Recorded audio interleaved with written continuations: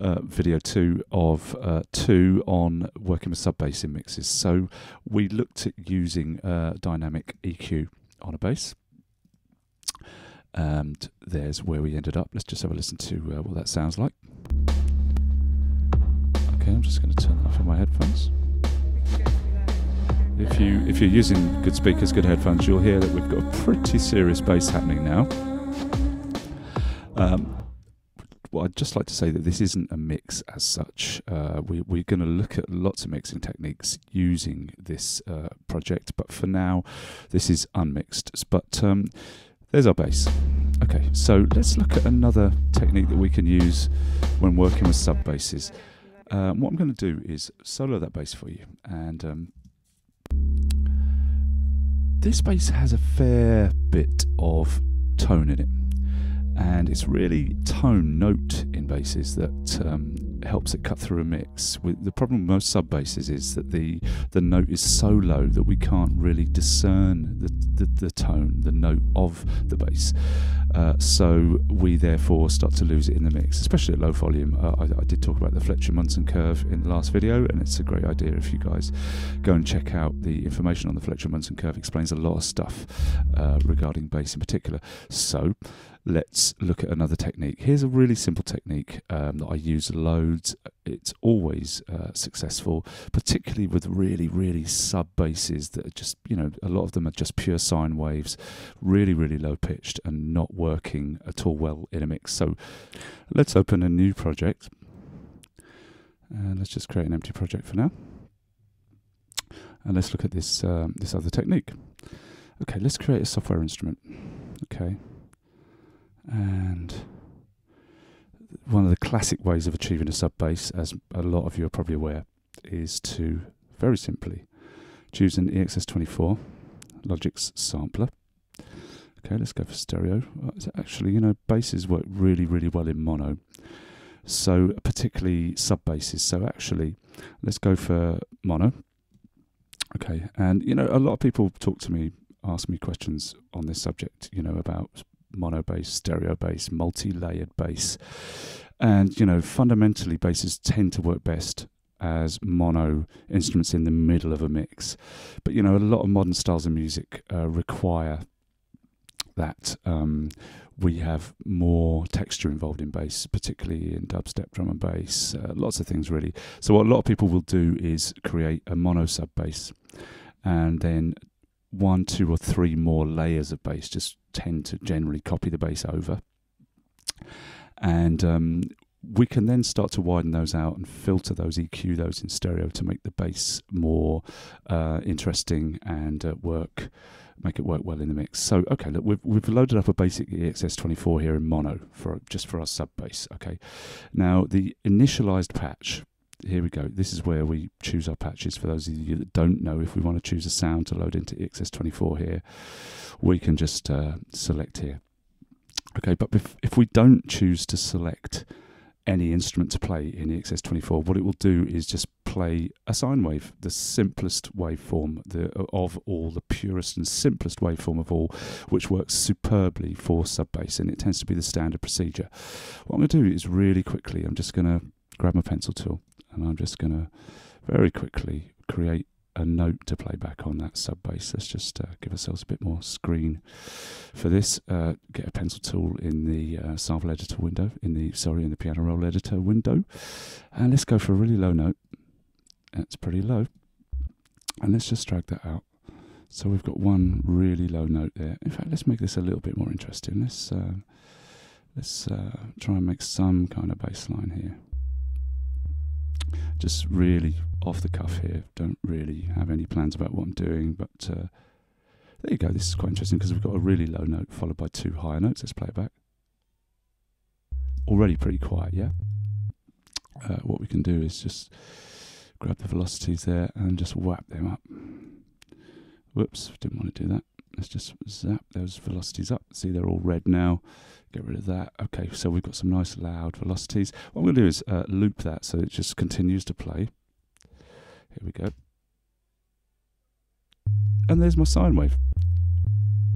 Really, really, really simple. Do you know what? I'm going to try and make this a bit more difficult for us. because these notes are now quite high and they're easier to hear in the mix, as we discussed in video 1s. That's pretty low, isn't it? Yeah. There you go, that first note is particularly low, which is useful for this exercise. Okay, so what do? There's our sub bass. I tell you what, just for speed's sake, let's just grab a drum loop, any old drum loop. Let's just go to the loops library and just go for beats. This is really straight off the cuff, don't really have a particular idea about what I'm doing here.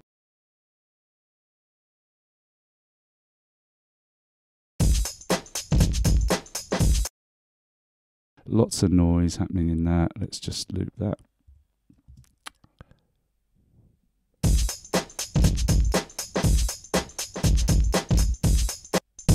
Okay, sounds disgusting, doesn't it? Look at that. Let's turn it down.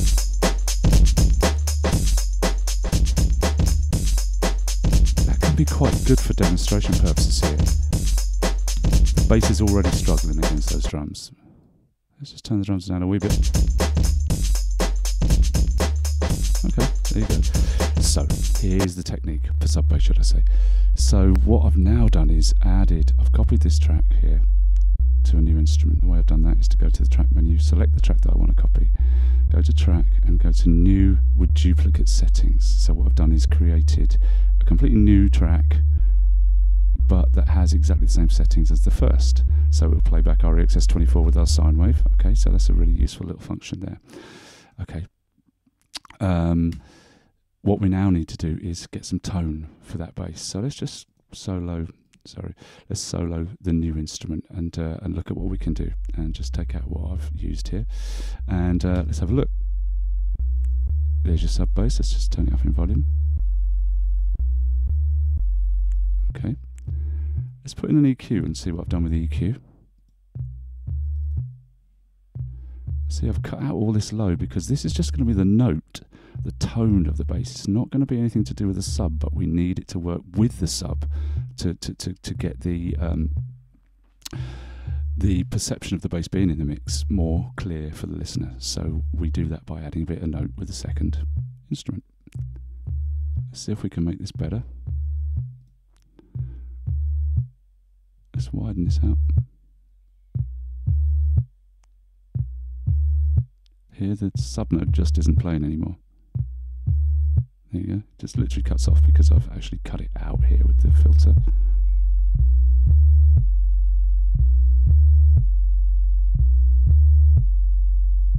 Okay, so what I've done is effectively the opposite of what I did in the first lesson. In the first lesson I obviously backed off all the middle frequencies, the note area, and I pushed all the low frequencies. But in this one, don't forget, I'm doubling the bass sound. So I want one to be the original sine wave bass sound, and the new one to be a copy that will play us these more higher frequency, more note orientated, tone orientated sounds. So there you go. I've set an EQ. Now all I need to do is narrow its bandwidth down, and I tend to use this plugin here to do that. Devastor from D16 Group, and check what happens. Just play with the settings. Find a preset that sounds good. That's pretty good. It sounds pretty distorted, but we can deal with that. And when we hear it in the mix, it won't sound distorted because we're going to have it at a really low level. So before I even play with this plugin, let's just check it against the other bass. And let's just turn our copy one down.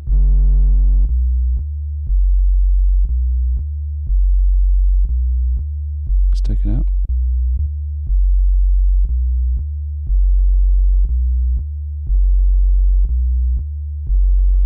Okay, it's a bit fiddly.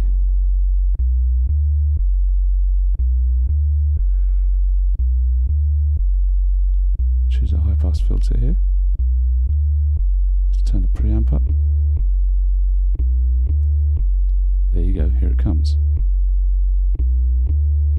You hear that? We're getting this. Let's just take the original out. You know, not much going on there, but enough to make the note cut through the mix. Put in the drums. Give it some extra bass. you go. Part 2 of